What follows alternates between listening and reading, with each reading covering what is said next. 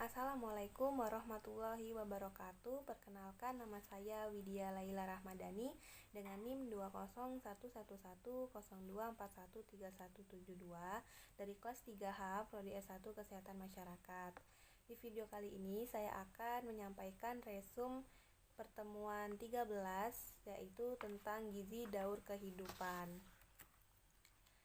Jadi dalam gizi daur kehidupan itu ada beberapa tahap. Tahap yang pertama yaitu gizi ibu hamil menyusui, tahap yang kedua yaitu gizi bayi balita, tahap yang ketiga yaitu gizi anak sekolah, tahap keempat gizi remaja, dan tahap kelima gizi orang dewasa, dan tahap keenam gizi lansia. Namun pada pertemuan kali ini kita memfokuskan pada gizi ibu hamil.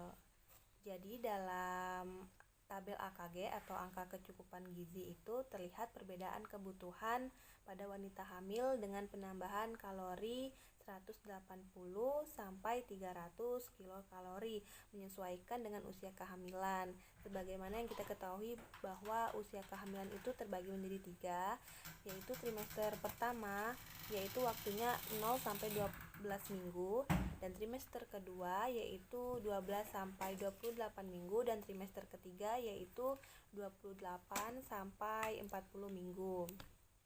Pada ibu hamil, kondisi kesehatan ibu itu sangat berbanding lurus dengan kesehatan janin hingga proses kelahiran, di mana status gizi dalam kehamilan akan sangat mempengaruhi kesehatan ibu dan anak. Dan perlu untuk diketahui bahwasanya bayi yang baru lahir itu harus memiliki berat badan lebih dari 2.500 gram. Ibu hamil sangat perlu untuk memenuhi segala asupan nutrisi yang seimbang dan menjaga pola makan yang sehat. Ini berguna sebagai tumbuh kembang dari si janin. Jadi janin tumbuh dengan mengambil zat-zat gizi dari makanan yang telah dikonsumsi oleh ibunya dan dari simpanan zat gizi ibu. Nah, jadi pemenuhan gizi ibu hamil itu dimulai sejak hari pertama kehamilan atau biasa disebut dengan program 1000 HPK atau hari pertama kehidupan. Lantas apa saja sih masalah gizi pada ibu hamil? Nah, jadi masalah-masalah gizi pada ibu hamil itu ada beberapa ya. Yang pertama, lingkar lengan atasnya kurang dari 23,5 cm. Yang kedua, indeks massa tubuh atau IMT-nya kategorinya kurus. Yang ketiga, selama kehamilan berat badan ibu tidak naik sesuai usia kehamilannya. Dan yang keempat, kadar hemoglobinnya kurang dari 11 gram per desiliter. Yang kelima, tekanan darahnya tinggi di atas 120 mm raksa. Gula darahnya tinggi dan urinnya mengandung protein positif. Dan terdapat beberapa perubahan fisiologis pada kehamilan, itu ada 4. Yang pertama, mual dan muntah. Yang kedua, konstipasi. Dan yang ketiga itu edema. Dan yang keempat, anemia. Ibu hamil itu harus memenuhi kebutuhan gizi tiap trimesternya. Jadi untuk trimester pertama itu tahap ini janin sedang mengalami pembentukan dan perkembangan, sehingga kebutuhan gizi itu harus terpenuhi secara optimal.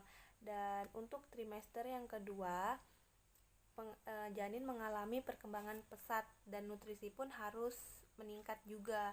Jadi ibu hamil tuh harus memahami perkembangan yang terjadi pada janinnya sehingga akan mampu tetap memenuhi nutrisi yang tepat untuk si janinnya.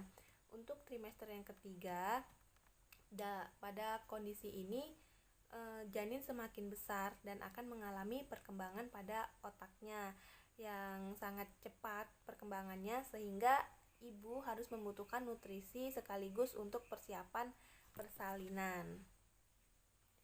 Adapun beberapa pesan gizi seimbang untuk ibu hamil. Yang pertama, konsumsi beragam pangan yang lebih banyak.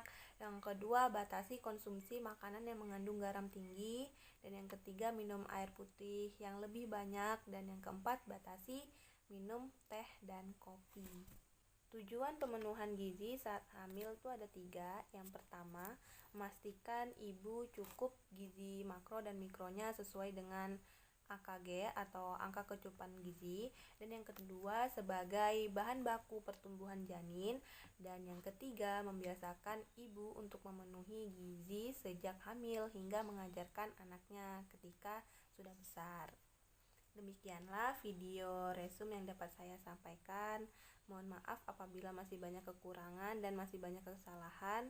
Saya akhiri, sekian. Terima kasih. Wassalamualaikum warahmatullahi wabarakatuh.